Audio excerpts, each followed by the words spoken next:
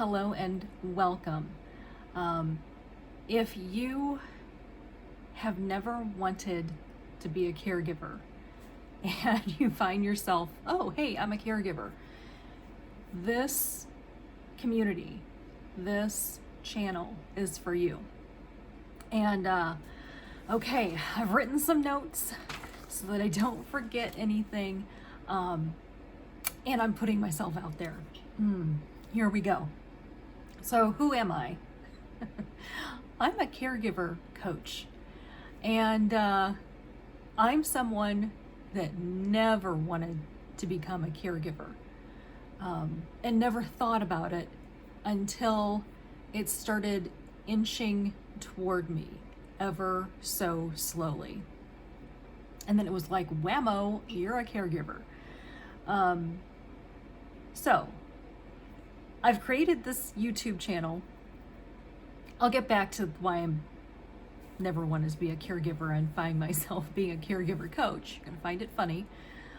Funny, dramatic, all that good stuff. So where was I? Oh yes, I created this YouTube channel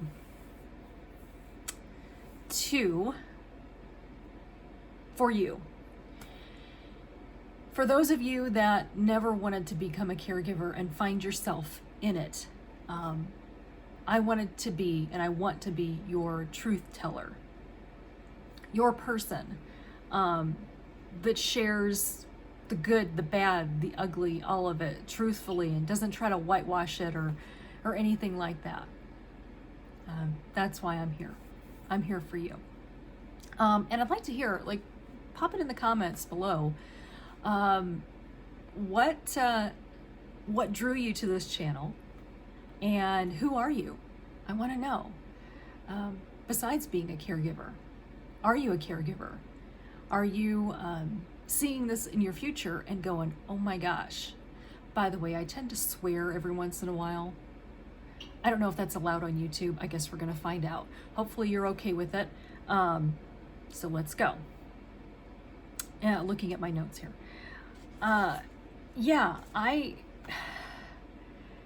Going into this, and when I say this, I mean being my mother's caregiver. I wanted nothing to do with support groups, or meetings, or being lumped in with them. And when I mean them, I mean caregivers. I didn't want any part of that. I didn't want that title attached to me. I saw how my mom was caring for my grandmother. I saw how she cared for my stepdad. And I knew I didn't want to do it the way she was doing it. I had that in the back of my mind. I was like, boy, I'm going to do this differently if I have to do it. That's how it started. And of course, I went with her, with my mom, to support group meetings and any kind of educational meetings. And oh my gosh, it just didn't resonate with me. And it drained my energy, to be quite honest. And so when I stepped into my role right now, and I'll tell you how I got there, I just knew that I wanted to be, like I say, a truth teller for you that I didn't have, right? So here I am, and how I became mom's caregiver. Ugh, I still don't like that title, by the way. I'm sure you don't either. Put in the comments, like, what would you call yourself? What name besides caregiver can you give yourself? I'd like to know. So, like I said, over the years, I saw how mom was a caregiver to my grandmother, to my stepfather. And she, my gosh, she put her heart, soul, everything into it. I mean, everything into it. And when it came time for me to be her caregiver, by the way, it was kind of sudden, but not. So it had been kind of inching toward me as I was noticing some things. Missed bill payments. She would miss payments altogether, and then it was just an ordeal to get them paid. Oh my gosh. And I'm rolling my eyes because I just remember all the time that she wasted tracking down bills, trying to get this paid, blah, blah, blah. And I was just like, wow, I'm going to do a much better job. Not to throw shade on my mom. I'm going to be so much more efficient when it comes to taking care of things. This is in the back of my mind. Have I been? Oh, I think for the most part, but then there have always been those bumps in the road and those moments. I was going to swear, but again, I don't know if I can swear on YouTube, so here you go. We'll have to find that out. Yeah, so it was like a slow kind of thing, but then it was all of a sudden whammo. And the whammo part was Mom had fallen 3 times in like 6 months, maybe not even that long, maybe 3 times in 3 months. And the last time was the worst. By the way, we have a train that goes past just about this time. So I don't know why I'm recording this at this time, but what are you gonna do? Deal with it. So she had fallen. The last time that she fell was the worst, and she had a concussion and a split lip and 2 black eyes, bloody nose. It was bad, kind of a thing. And I quite selfishly, this is just real talk again, thought, damn it, this is really gonna mess up my plans for my life and what I want to do, and right? So I thought that. I think that, I still think that, like it just is what it is.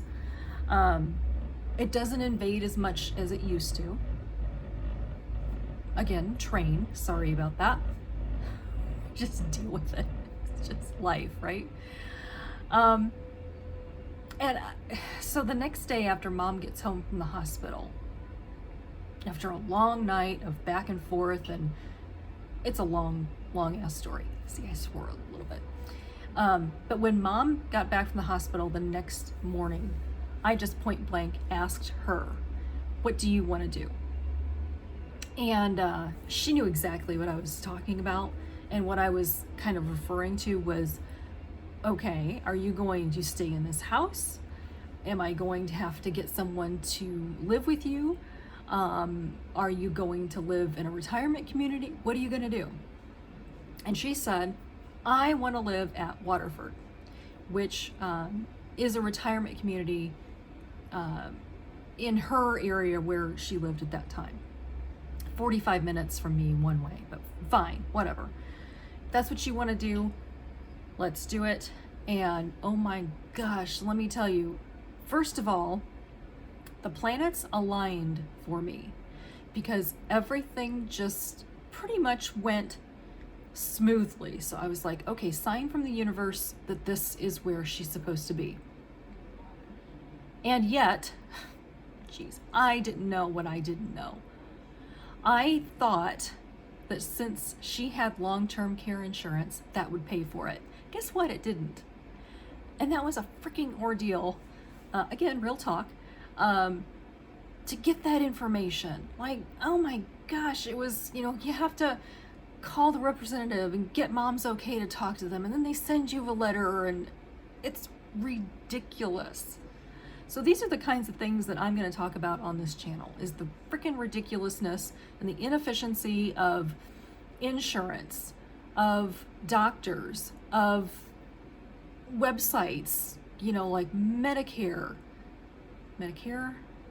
Yes, I get those confused. Medicare, Medicaid, Medicare, health insurance websites that freaking make it difficult for me. So I can even imagine how difficult it is for an aging individual trying to navigate this, but that's neither here nor there in this conversation.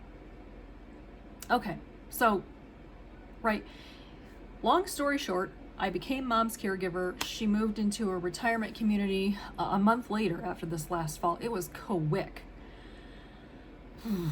And I was exhausted, mentally, physically, emotionally exhausted. And at that point, shortly thereafter, well, not shortly thereafter, probably like a couple years after, I was like, damn, I need to take care of myself. I'm overweight. I was pre-diabetic.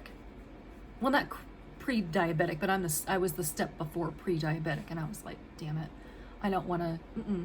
I don't want to take insulin. I don't want to have to do any of that crap. So I changed my diet. I exercised. I put myself first, right? And that was hard. And like many of you caregivers, again, we have to come up with a different name. There was that guilt and second guessing. Oh, by the way, there was a lot of second guessing when mom moved into the retirement community. So that's going to happen. And some of you are probably already there. If you're feeling guilt and second guessing, pop that in the comments. I'd like to know.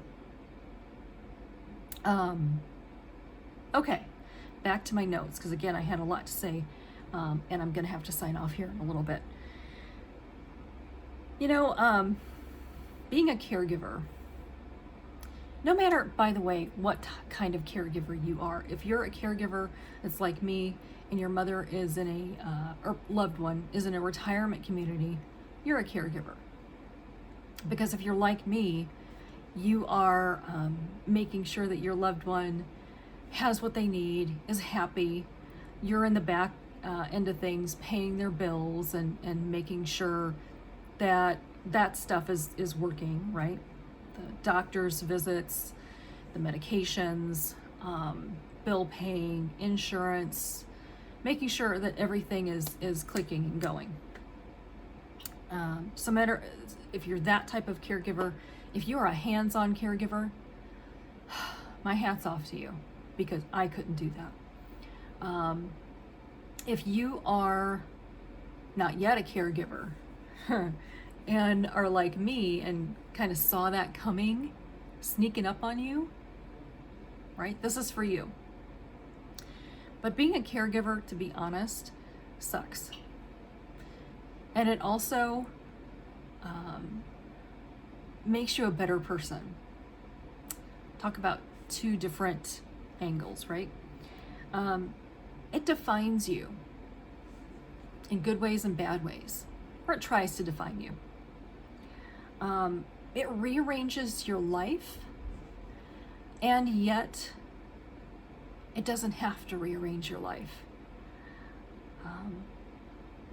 You feel like, man, I'm going to have to give up my dreams. I'm going to have to give up my life to care for this person.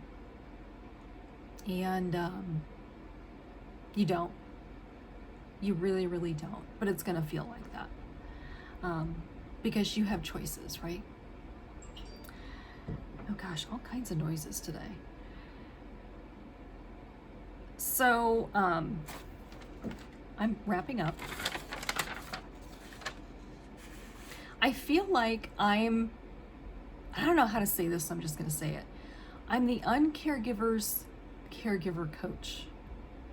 Because, to be quite honest, if you look at YouTube and you search for caregivers or whatever, my goodness, it's a